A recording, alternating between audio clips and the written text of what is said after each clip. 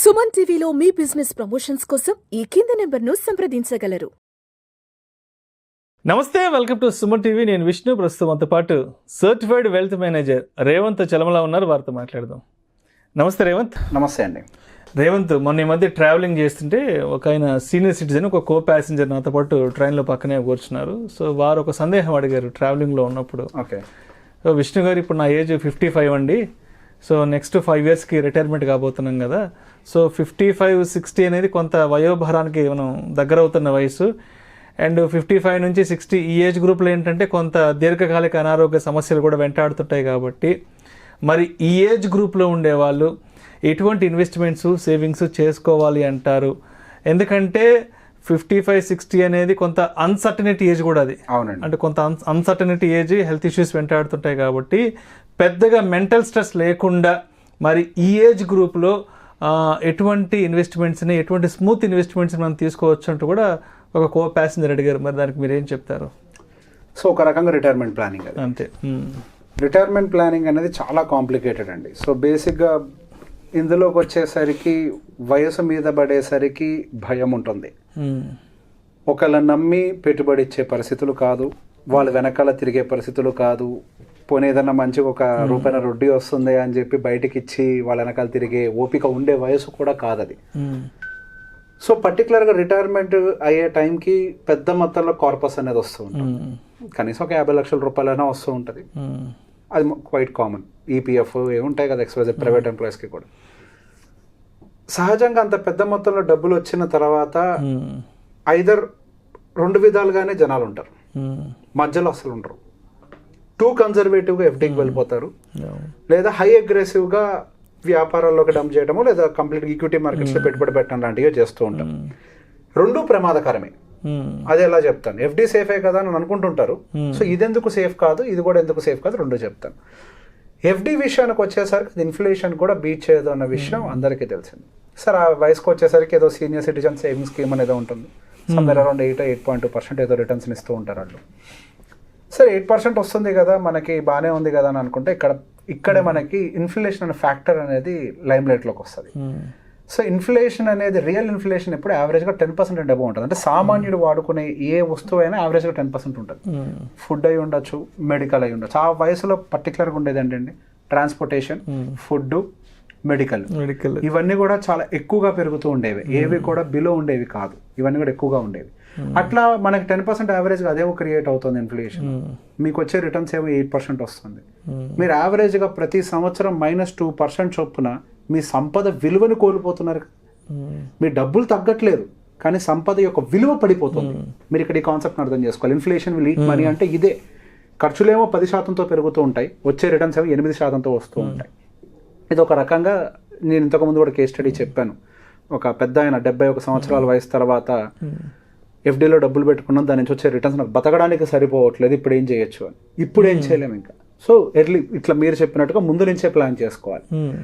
So 50 లక్షల రూపాయలు వచ్చాయి అనుకోండి, వాడి యొక్క పెట్టుబడులు ఎలా ఉండాలి? నేను ఎఫ్డీని వాడొద్దు అనట్లేదు, ఎఫ్డీని వాడాలి. ఈక్విటీని ఎక్కువగా పెట్టమని నేను చెప్పను. ఈక్విటీని ఎక్కువ పెట్టినా కానీ ఆ వయసులో చాలా ప్రమాదం. ఎందుకనంటే మీకు అత్యవసర పరిస్థితులు ఎప్పుడు వస్తాయో అసలు తెలియదు. మీ దగ్గర ఎప్పుడైనా డబ్బులు విత్డ్రా చేయడానికి వాలటాలిటీ తక్కువ ఉండేటువంటి ప్రోడక్ట్లో ఎక్స్పోజర్ చాలా ఎక్కువగా ఉండాలి. అది మంచిది, అది మంచి మాట. అది చాలా అవసరం. ఈక్విటీ పోర్షన్ కొంత పెట్టుకుందాం, అది ఎలా అనేది కూడా నేను ఎక్స్ప్లెయిన్ చేస్తాను. అన్నిటికంటే ముందు ఫస్ట్ మీరు ఒక బేసిక్ సమ్ ఇన్సూరెన్స్ తోటి మీరు ఒక హెల్త్ ఇన్సూరెన్స్ తీసుకోండి. See that at least it is having 20 to 25 lakhs. ఇప్పుడు మీకు ఖర్చు ఎక్కువనే అవుతుంది, కానీ తప్పదు. ఇప్పుడు మీకు వచ్చేటువంటి 50 లక్షలు మీరు కాపాడుకోవాలి అని అంటే ఇది ఉండాలి, ఈ హెల్త్ ఇన్సూరెన్స్ ఉండాలి. ఈ హెల్త్ ఇన్సూరెన్స్ లేకపోతే మీకు వచ్చే ఆ కార్పస్ మిగవుతుంది. ఒక్క హాస్పిటలైజేషన్కి అయిపోవడానికి ప్రమాదం ఉంటుంది. ఆ ఏజ్లో హాస్పిటలైజ్ అయితే సహజంగా డయాలసిస్ లేదా ఐసీయూ ఇట్లాంటివి ఉంటాయి. రోజుకి 1,00,000, 2 లక్షలు, 3 లక్షలు ఖర్చు అయిపోతాయి. మీరు 10 రోజులు ఉన్నారు అని అంటే 2 లక్షల చొప్పున దాదాపు 20 లక్షలు ఒకేసారి అయిపోతాయి. సో హెల్త్ ఇన్సూరెన్స్ ఫస్ట్ పెట్టుకోండి, అదే మేజర్ ఆ ఏజ్కి. అది పెట్టుకున్న తర్వాత మీకుంటే 50 లక్షల్లో 75% సీనియర్ సిటిజన్ సేవింగ్ స్కీమ్లో పెట్టేసేయండి. యావరేజ్గా 8.2% రిటర్న్ అనేది వస్తూ ఉంటుంది. ఒక 25% కొంచెం లార్జ్ క్యాప్ బేస్డ్ వాటిలో పెట్టుకోండి. యావరేజ్గా ఒక మిక్స్డ్గా ఉండేది, ఒక పోర్ట్ఫోలియో 15% రిటర్న్ వచ్చే విధంగా పెట్టుకోండి. 75% ఏమో సేవింగ్స్లో ఉండాలి, అయితే మన ఐఫ్డీస్లో ఉండాలి, 25% ఏమో మనకి ఈక్విటీలో ఉండాలి. ఇదేమో 15% రిటర్న్ జనరేట్ చేస్తుంది, ఇదేమో 8.2% రిటర్న్ జనరేట్ చేస్తుంది. ఈ రెండు క్లబ్ చేస్తే మనకు వచ్చే యావరేజ్ రిటర్న్ 10% అవుతుంది. ఇక్కడ మన ఇన్ఫ్లేషన్ ఎంత, రియల్ ఇన్ఫ్లేషన్ 10% అని చెప్పాను కదా. ఇప్పుడు మీకు వచ్చే రిటర్న్ 10%కి మీట్ అయిందా? ఇప్పుడు ఆ 10% మీట్ అవ్వడానికి మీరు డైరెక్ట్గా ఈక్విటీ మార్కెట్లోకి జంప్ చేయాల్సిన అవసరం లేదు. మీరు 75% ఇక్కడ పెట్టుకోవడం వల్ల అడ్వాంటేజ్ ఏంటి? 75% అంటే దాదాపుగా 37,50,000 రూపాయలు. సారీ 75% అంటే సుమారుగా అంతే 37,50,000 వరకు వస్తుంది. సో మీకు ఏ మెడికల్ ఎమర్జెన్సీ వచ్చినా కానీ మీ దగ్గర ఇది ఉంటుంది, ప్లస్ ఇన్సూరెన్స్ ఉంటుంది.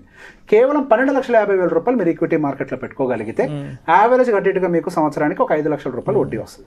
అలా కాకుండా కేవలం మీరు తీసుకెళ్లి సీనియర్ సిటిజన్ స్కీమ్లో పెట్టుకోవడం వల్ల ఏం జరుగుతుంది అంటే మీకు కేవలం 4,10,000 రూపాయలు వస్తుంది. అండ్ వీటిల్లో కూడా ఇంకో సమస్య ఏంటి, మనకు మళ్ళీ ట్యాక్సెస్ XYZ ఇట్లాంటివి కూడా ఉంటూ ఉంటాయి. సో బేసిక్గా మనకు ఉండేటువంటి పోర్ట్ఫోలియోని ఆ ఏజ్కి తగ్గట్టుగా ప్రాపర్గా డివైడ్ చేసుకొని మన పని ఏంటి, ఆ వయసులో సంపదను సృష్టించడం కాదు, ఆ వయసులో మన అవసరాలు తీరే విధంగా మన సంపదని నిలబెట్టుకోవటం. మరి సంపద సృష్టించొద్దా అని అంటే డెఫినెట్గా ఫస్ట్ మీరు బతకడానికి, ఇప్పుడు మీ వయసు అయితే 60 ఏళ్ళకి రిటైర్ అవుతారు. ఓకే, 60 ఏళ్ళకి రిటైర్ అయిన తర్వాత మరొక 15-20 సంవత్సరాలు బతుకుతారు, 70-80 సంవత్సరాలు అయితే బతుకుతారు. ఆ 20 సంవత్సరాలకి సరిపడే డబ్బులు ముందు మన దగ్గర ఉండాలి, ఫైనాన్షియల్ ఫ్రీడమ్ ఉండాలి, ఆర్థిక స్వేచ్ఛ, మన ఖర్చులు మనం పెట్టుకోగలగాలి. ఎక్కడికైనా ఎక్కడైనా ట్రావెలింగ్ వెళ్ళాలి, ఏదైనా విహారయాత్రలకు వెళ్ళాలంటే మన డబ్బు మనం సమకూర్చుకోగలగాలి. ఏదైనా హాస్పిటల్కి వెళ్ళాలి, ఏదైనా మందులు కావాలంటే కూడా మనం అంతకని పిల్లలు వెళ్ళి ఒక 5 రూపాయలు, ఒక 5,000 ఉంటే 10,000 రాకూడదు ఏ పేరెంట్స్ కూడా. సో 20 సంవత్సరాలు నెక్స్ట్ 20-25 ఇయర్స్ వరకు కూడా మీ ఫైనాన్షియల్ ఫ్రీడమ్కి అవసరం ఎంత? సో ఇన్ఫ్లేషన్ తోటి క్యాలిక్యులేట్ చేయాలి, మళ్ళీ ఇప్పుడున్న లెక్కలతో క్యాలిక్యులేట్ చేయకండి, ఇన్ఫ్లేషన్ అడ్జస్ట్మెంట్స్తో క్యాలిక్యులేట్ చేసుకొని మీకు నెక్స్ట్ 20-25 ఇయర్స్కి సరిపడా కార్పస్ని ఏర్పాటు చేసుకొని ఈ ప్రపోర్షన్ తోటి మెయింటైన్ చేసుకోవాలి. దాని మీద కూడా ఇంకేమైనా డబ్బులు ఉంటే then yes go for equity. So basic గా ఈ కార్పస్ సపరేట్ గా ట్రీట్ చేయాలి, గ్రోత్ కోసం చూసేదాని కార్పస్ సపరేట్ గా ట్రీట్ చేయాలి.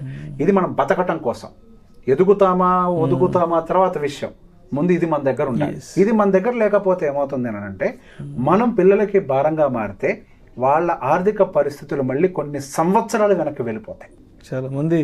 చాలా మంది పేరెంట్స్ చూస్తుంటాం రేవంత్, మనకు తెలిసిన వాళ్ళు మీ బంధువుల్లో ఉంటారు, మా బంధువుల్లో ఉంటారు, మీ చుట్టుపక్కల ఉంటారు, మా చుట్టుపక్కల ఉంటారు. ఒక సర్టన్ ఏజ్ వచ్చాక పేరెంట్స్ బాగా దీర్ఘకాలికంగా వాళ్ళ అనారోగ్యం బారిన పడడం, కొన్ని నెలల పాటు కొన్ని రోజుల పాటు హాస్పిటలైజ్ అవ్వడం, ఆ ఖర్చులను భరించలేక చాలా మంది ప్రాపర్టీస్ అమ్మేసుకుంటుంటారు, స్థలాలు పొలాలు అమ్ముకుంటుంటారు, ఇంట్లో ఉన్న బంగారం తీసుకెళ్లి బ్యాంకులో కుదిరి పెట్టుకొని ఆ డబ్బును తెచ్చి వాళ్ళ పేరెంట్స్ యొక్క బాగోగులు చూసుకుంటుంటారు. చాలా మంది అంటే పేరెంట్స్ అంటే ముందే సరైన ప్లానింగ్ లేకపోవడం వల్ల పేరెంట్స్కి ఏదైనా హెల్త్ ఇష్యూస్ వచ్చినప్పుడు చాలా ఫైనాన్షియల్ బర్డెన్ చాలా మంది ఫేస్ చేస్తున్నారు. ప్రతి ఒక్కరి ఇళ్లలో ఉండేది. ఆ టైంకి ఏం చేస్తామంటే, ఆ బలహీన క్షణంలో ఏం చేస్తామంటే ఇంట్లో ఉన్న బంగారం తీసుకెళ్లి తాకట్టు పెట్టుకోవడం, లేదంటే మనకున్న చిన్న చిన్న స్థలాలు పొలాలు తెలిసిన వాళ్ళకి ఎంతో కొంత రేటుకి అమ్మేసుకోవడము. అవును, ఇంకా చాలా మంది చేసే చాలా మంది అండి మన దేశంలో ఇది చాలా ఎక్కువగా ఉంటుంది. అవునవును. సో ఇది ఇక్కడ పేరెంట్ ని వదులుకోలేరు. ఇప్పుడు పేరెంట్ తప్పు చేసి ఏం తప్పు? ప్లానింగ్ లేకపోవడం, సింపుల్ ప్లానింగ్. ఒక సింపుల్ ప్లానింగ్ లేకపోవడం వల్ల ఇక్కడ తరతరాల నుంచి వచ్చిన ఆ ప్రాపర్టీస్ కూడా ఒక తరం వెనక్కి వెళ్ళిపోతుంది కదా. సో ఆ పొరపాటు జరగకుండా ఉండాలి.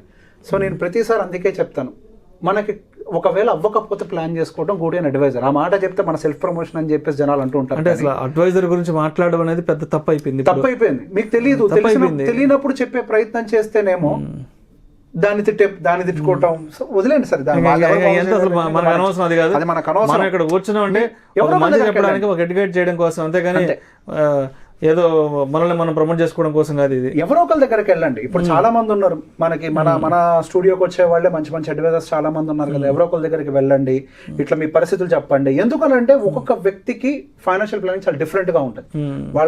వాళ్ళకున్న సర్కమ్స్టాన్సెస్ ఏంటి, వాళ్ళ నీడ్స్ ఏంటి, వాళ్ళ ఎక్స్పెండిచర్స్ ఏంటి, వాళ్ళ లివింగ్ స్టాండర్డ్స్ ఏంటి. సో అందరికీ సేమ్ ఫార్ములా అప్లై అవుతుంది అనేది ఏం లేదు. ఇప్పుడు నేను చెప్పింది ఒక సేఫ్ ఫార్ములా. Safe formula. అందరికీ సేమ్ కాదు అది. అవునవును. సో సేమ్ అనేది అప్లై అవ్వాలంటే కుదరదు. ప్రతి వ్యక్తి డిఫరెంట్ గా ఉంటుంది, పరిస్థితులు వేరువేరుగా ఉంటాయి. సో ఏదైనా ఉంటే దేనికి చేయించుకోపోయినా పర్లే, అన్ని వదిలేయండి. కనీసం రిటైర్మెంట్, ఎందుకంటే తరాలు పోతాయి.